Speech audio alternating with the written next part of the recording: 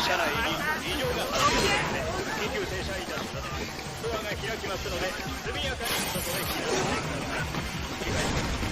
ただいま車内に異常が発生緊急停車いたします。ドアが開きますので速やかに外へ避難してください。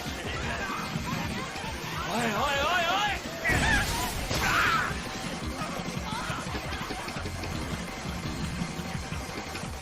ああ、禁止にしようぜそれ。ほざけ。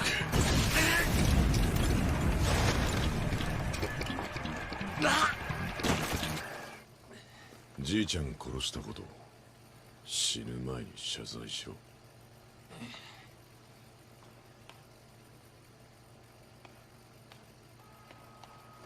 まだ戦えるぜ。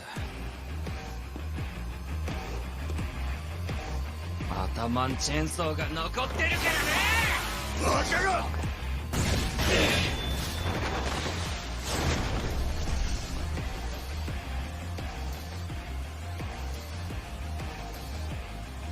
じいちゃんに教わらなかったか、引き時ってやつをよ。じいちゃんに謝罪しろ。そうしたら楽に殺してやる。